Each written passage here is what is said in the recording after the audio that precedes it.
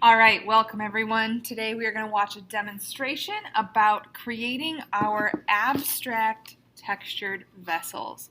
So this is an example of one of our abstract textured vessels. Okay, if you notice, the base of it is kind of wonky, kind of an abstract or organic, which is one of our vocabulary terms this unit, an organic shape. And it's filled with all kinds of textures, other organic shapes, some geometric shapes, coils, shapes, slabs that we've cut out here, all kinds of different, very busy textures that are happening. Something like this is our goal. Okay? Now, I'm going to start this guy off with our base slab. What I've done here is I've taken a chunk of clay, okay? And I've gently tossed it to get it flattened.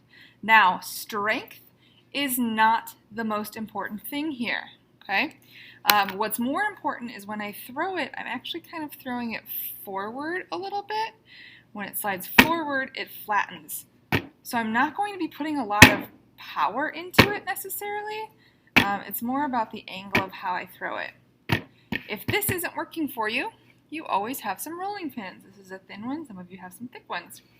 The thing with clay and rolling pins, you want to start towards the middle and roll out. Never start at the top and roll down, because if it hits this kind of thinner clay that tends to build up by the edges, it might stick to it and roll up on your rolling pin, and you don't want that. Then you got to scrape it off, start over. It's not very fun. So you're starting in the middle and roll out. Whatever direction you want this to go in is to grow in is the direction you want to roll it in, okay? So I'm rolling it until I have a good consistent thickness.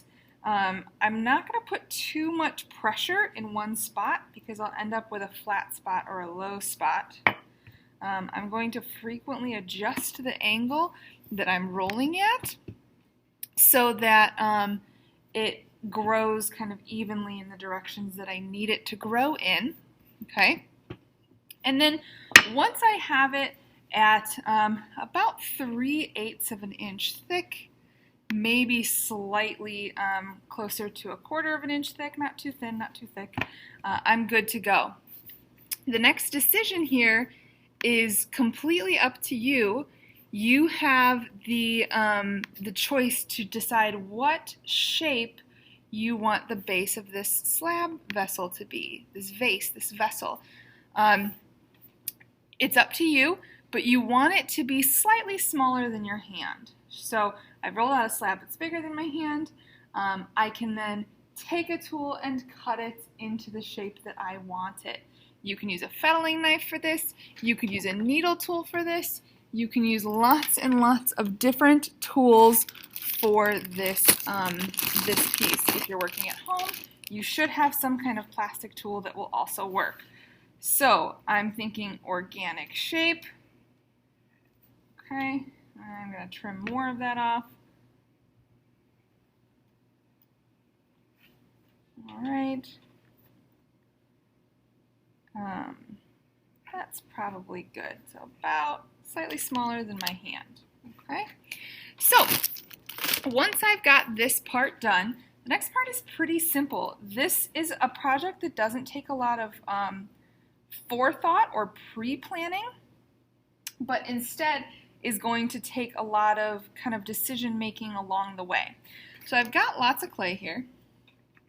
I'm going to take some slabs of clay, and again, I could press them out, I could roll them out, whatever I want to do. And this is going to be kind of my primary structure. I could take that little slab of clay, I could cut it now or I could cut it later, but I'm going to use some of these stamps that we've created.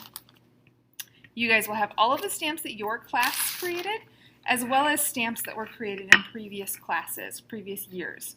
So I've got a bunch of different stamps here. I could simply, stamp a texture in there. You can kind of barely see that.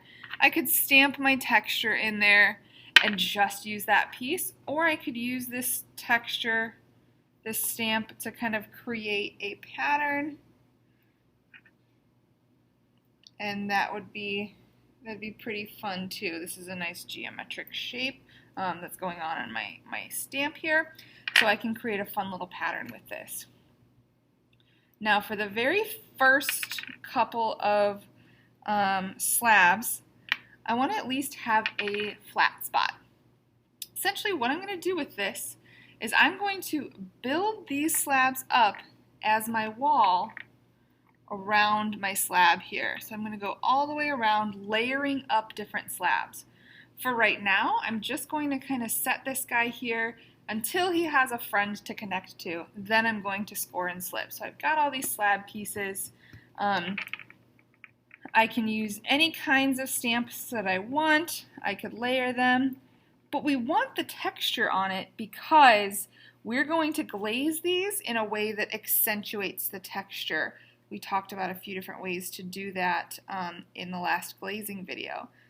So I'm taking some of my stamps here, I'm making some patterns. Really the key with this to make it look kind of the way that we want it to really look here is variety. We want to have a variety of different shapes, textures. We really want this thing to look very busy almost. We want a lot going on here. So I've got a flat spot. I'm going to decide kind of where I want that to be. And then I'm going to start assembling this. So I'm going to score up where they connect. I'll score up the side of this slab here. Really, really chopping it up. Okay.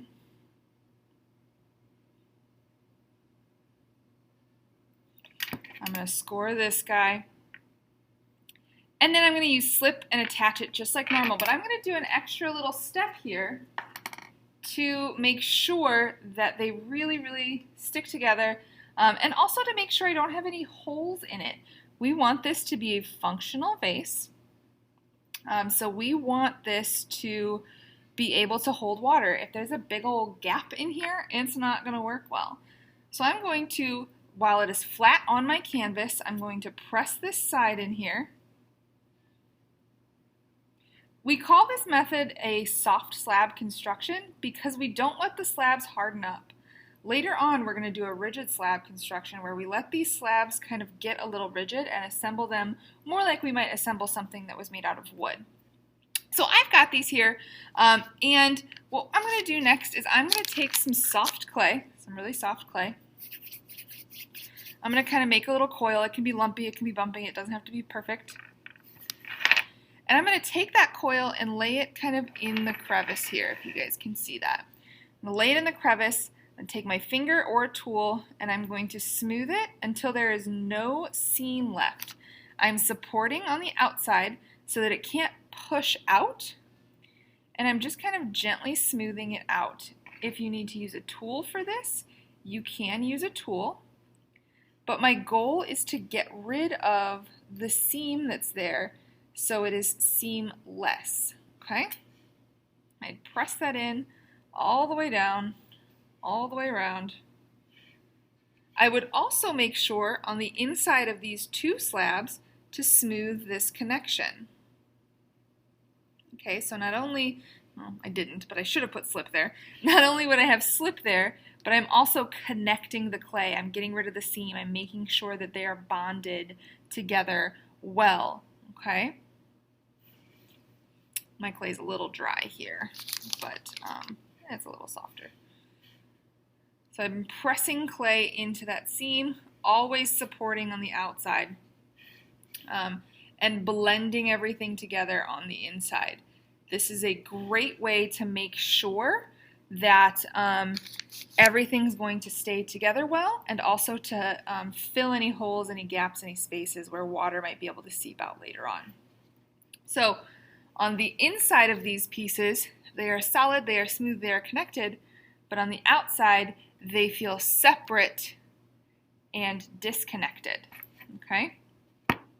So I'm going to continue this around until I have enclosed my piece, and then I'm also going to start growing up my edges.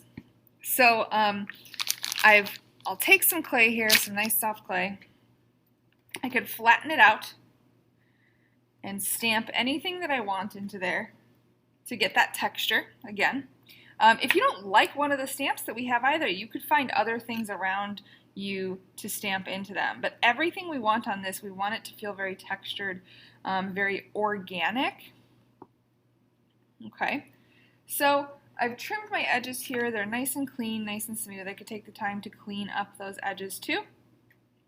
And I have a choice to make. When I layer this on here, do I want this texture to come from behind or come from in front of the ones that are already there? It is up to you.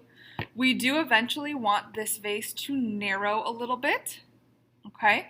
So eventually you're going to want to try and bring those pieces in. But I'm going to make the same steps with whatever decision that I make. So I'm going to make sure that I've got some slip on here. I've scored it. I scratched it up. I'll scratch it up. I'm going to go on the back side here. Scratch it up. Press it into that spot. Support on the outside. Smooth on the inside. Okay. And I'm going to continue this for as long as I need to. If I need to add more clay to fill those gaps, I can do that as well.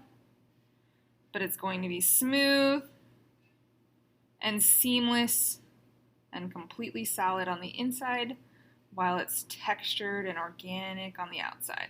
Okay, so it's going to be looking something like this on the inside, like that on the outside. Okay, I'm going to continue this around and continue growing it until my total height is at least 6 inches tall. This is going to be at least 6 inches tall. I'm also going to go into this guy. I'm going to go into the outside of this guy and add things to it. So I'm looking at the composition that I've already created. Okay, I'm looking at this composition and I'm making decisions. What could this guy use? What does it need? How can I create a nice flow between these pieces so that maybe it doesn't look so disjointed?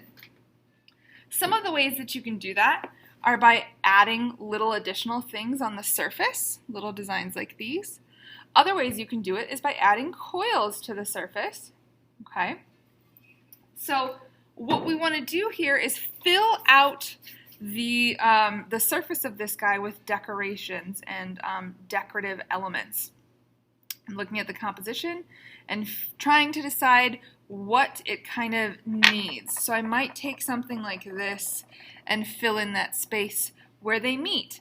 I might go, instead of following the line where those pieces join, I might venture out into the middle of one of these textures. But we want every square inch of this vase to have more than one element. So it's not just the slab and the texture on its slab, but there's additional added elements. There's coils, there's shapes, there's all kinds of stuff completely over the surface of this. And I'm just going to do the same thing I have done. I'm going to make sure I score. I'm going to add slip. I'm going to smooth these things together so that it really, really is attached to that surface very, very well. Okay. Again, these guys should be at least 6 inches tall. Okay.